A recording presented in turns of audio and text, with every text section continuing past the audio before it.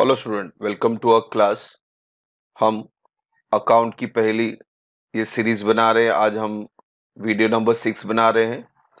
इसके पहले भी हमने अकाउंट के ऊपर जनरल नॉलेज या मल्टीपल चॉइस क्वेश्चन बनाए थे, जिसमें आपका बेसिक नॉलेज आप इंक्रीज कर सकते हैं। यहाँ देखो, ऊपर आई बटन आएगा, वहां से आप चेक कर सकते हैं प्रीवियस अकाउंट की पहली।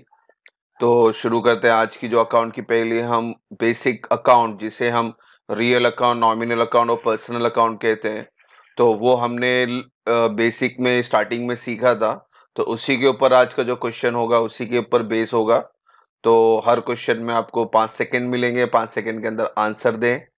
ठीक है बच्चों, ऑल द बेस्ट। तो शुरू करते हैं हमारी अकाउंट की पहली। सो तो पहला क्वेश्चन है, machinery is a dash account. तो मशीनरी रियल है, नॉमिनल है या पर्सनल है? तो 5 सेकंड शुरू होते हैं अब।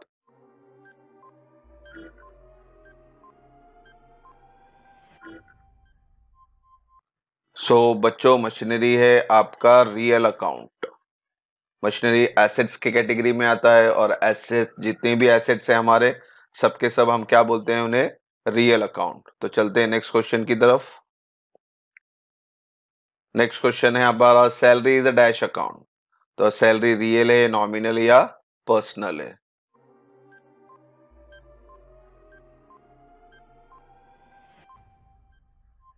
और बच्चों, जो राइट आंसर है वो है आपका नॉमिनल अकाउंट। तो सैलरी नॉमिनल कैटेगरी में है, जो बिजनेस चलाने के लिए आपको रेगुलर एक्सपेंडिचर करना पड़ता है। नॉमिनल का मतलब याद रखें, छोटा एक्सपेंडिचर, और रेगुलर बेसिस पे होना, हर महीने सैलरी है, रेंट है, लाइट बिल है। वो सारे एक्सपेंडिचर को हम क्या कहेंगे? Nominal expenditure. नेक्स्ट क्वेश्चन है हमारा, capital is a dash account. तो कैपिटल कौन सा अकाउंट है बच्चों?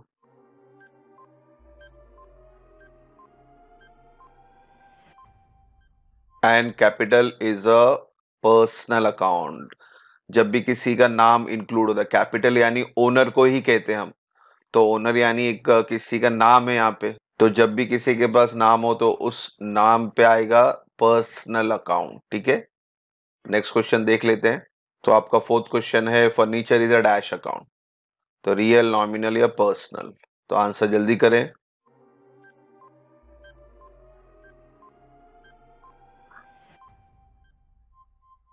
And the right answer is real account. Furniture क्या है? एसेट्स कैटेगरी में आता है।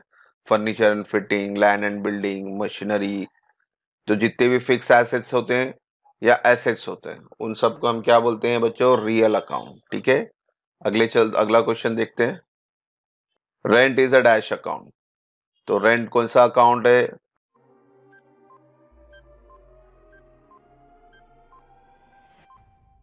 And the right answer is nominal account. Rent, भाड़ा वगैरह आपको अपने बिजनेस का भरना होता है, तो ये मंथली बेसिस रेगुलर रहे। तो नॉमिनल यानी रेगुलर इन नेचर, जो हमेशा आपको भरते रहना है। तो वेरी गुड, जिसने राइट आंसर दिया। अब चलते हैं अगले क्वेश्चन की तरफ।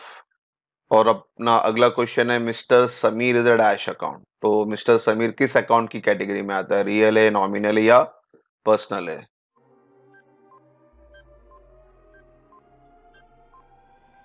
And the right answer is personal account. Personal यानी नाम ही आ गया ना बच्चों। तो आप जब भी क्लासिफाई कर रहे हैं तो तीन ही चीज याद रखें, नाम है तो पर्सनल अकाउंट, एसेट्स है तो रियल अकाउंट, और रेगुलर इन नेचर एक्सपेंस हो या इनकम हो तो वो आएगा आपका नॉमिनल अकाउंट। तो अगला क्वेश्चन की तरफ चलते हैं। The next question is, carriage is a dash account. Carriage यानी आपका गुड्स के लिए आप जो ट्रांसपोर्ट वगैरह करते हैं, वो चीज के लिए कैरेज कहते हैं। तो कैरेज किस कैटेगरी में आता है? जल्दी आंसर करें।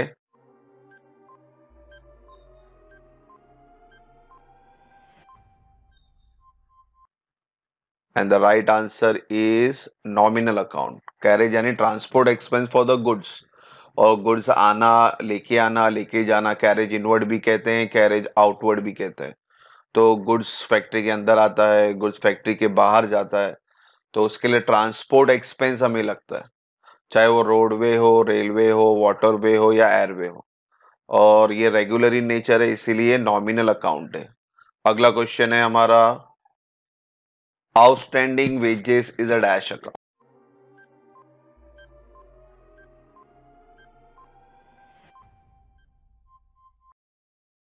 And the right answer is personal account. ये रिप्रेजेंटेटिव पर्सनल अकाउंट में काउंट होता है, क्योंकि वेजेस खाली वेजेस बोला होता तो हम नॉमिनल लिखते हैं, मगर ये आउटस्टैंडिंग है तो यहाँ पे ग्रुप फॉर्म हो गया। तो जब भी कोई भी नॉमिनल एंट्री के आगे आउटस्टैंडिंग, प्रीपेड, एडवांस ऐसे वर्ड आते हैं तो वो बन जाता है आपका पर्सनल अकाउंट। तो इस चीज को याद रखें। आगे चलते हैं, अगला क्वेश्चन देख लेते हैं। Goodwill is a dash account.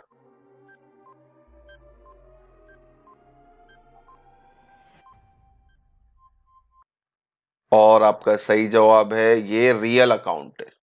Goodwill again it is on assets, intangible assets है, दिखता नहीं है, मगर फिर भी ये अपनी कंपनी को पैसा जनरेट करके देता है।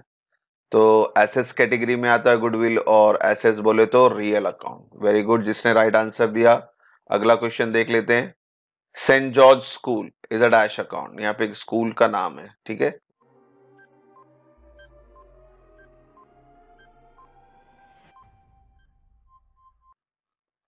And your right answer is personal account. मैंने कहा नाम है, तो चाहे वो स्कूल हो, चाहे वो बैंक हो, चाहे वो कंपनी हो, तो जिसके भी नाम लग गए यानी वो क्या बन गया आपका पर्सनल अकाउंट। अगला क्वेश्चन देखते हैं। Interest is a dash account.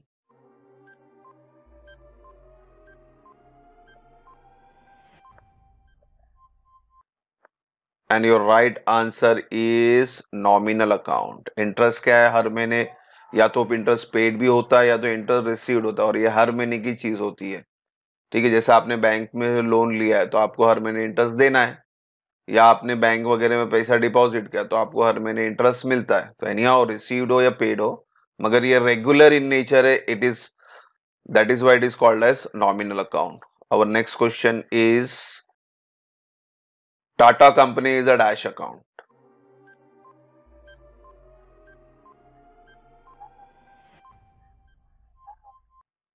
And your right answer is personal account. Again बच्चों नाम आ गया, तो जब भी कोई भी नाम कैटेगरी में नाम हो तो हम उससे क्या कहेंगे, पर्सनल अकाउंट। नेक्स्ट क्वेश्चन पे जाते हैं। Loose tool is a dash account.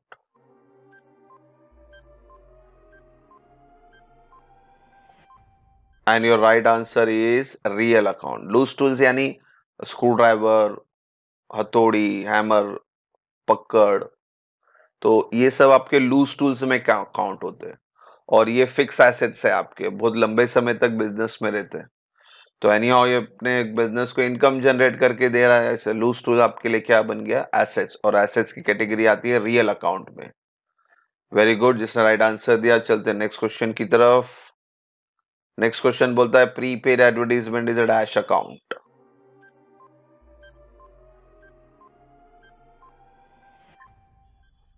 And the right answer is personal account, ठीक है।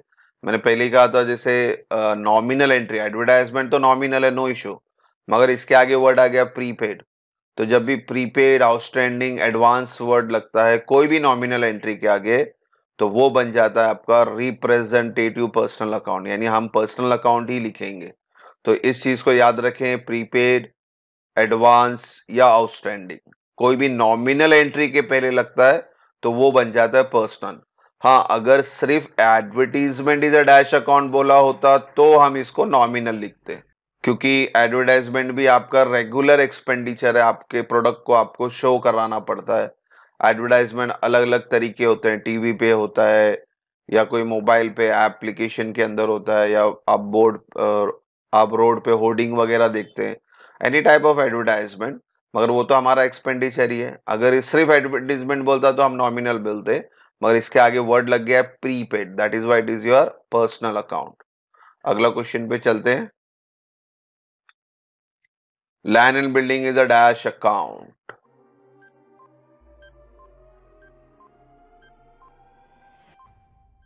और आपका सही जवाब है real account. Land and building आपका फिक्स एसेट है, it generate income to the company.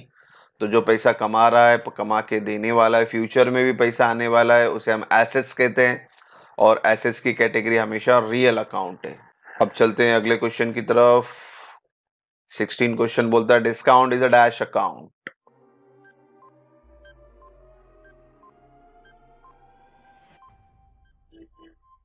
और सही जवाब है नॉमिनल अकाउंट। डिस्काउंट अलाउड भी हो सकता है, डिस्काउंट रिसीव्ड भी हो सकता है।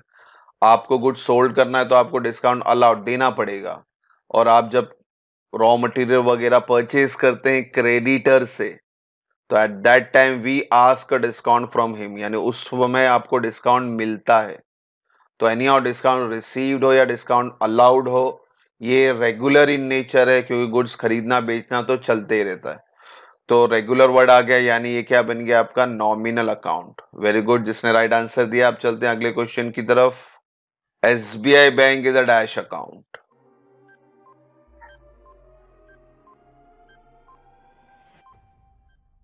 And your right answer is personal account. ठीक है, बैंक का नाम आ गया ना बच्चों। तो एसबीआई, आईसीआईसीआई बैंक, कोई भी बैंक ले लो, जब भी नाम अगर कोई अकाउंट में लगता है तो उसे हम पर्सनल अकाउंट कहते हैं। तो ये चीज याद रखें। वापस से बाइफिकेशन आपको 3 अकाउंट में ही करना है, रियल, नॉमिनल और पर्सनल में। रियल के लिए क्या होगा, वो प्रॉपर्टी यानी एसेट्स होना चाहिए। नॉमिनल में क्या होगा, वो रेगुलर इन नेचर होना चाहिए। और पर्सनल में क्या होगा, नाम होगा। तो ये 3 चीज आपको जहन में रखें और आंसर करें। तो अगला क्वेश्चन देख लेते हैं। Advertisement is a dash account. देखो यहाँ पे अभी सिर्फ एडवर्टाइजमेंट है, तो राइट आंसर देने की कोशिश करें।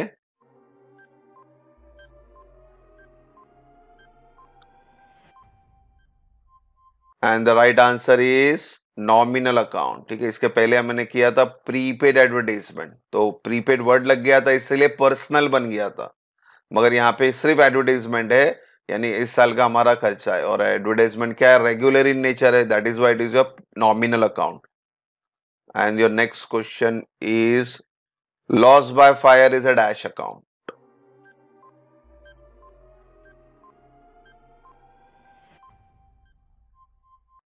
And the right answer is nominal account. Nominal account का रूल है बच्चों, debit all expenses and losses, credit all income and gain. तो जब भी एक्सपेंस या लॉस वर्ड आता है तो डायरेक्टली क्या बन जाता है, नॉमिनल अकाउंट। एक्सपेंस में थोड़ा दिक्कत होती है, मगर लॉस वर्ड आ गया, it may be loss by fire, it may be loss by accident, it may be loss by theft, it may be loss by natural calamities. तो आपकी कंपनी को कोई भी फॉर्म में लॉस वर्ड आ गया तो it will be called as nominal account. And the next question is stationery is a dash account.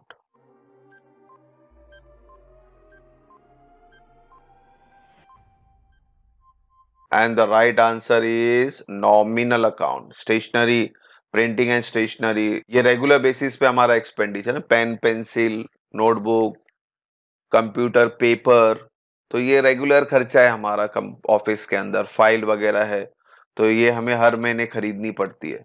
तो रेगुलर इन नेचर हो गया, that is why it is a nominal account. तो इस तरह से आपने आज क्लासिफिकेशन ऑफ अकाउंट सीखा।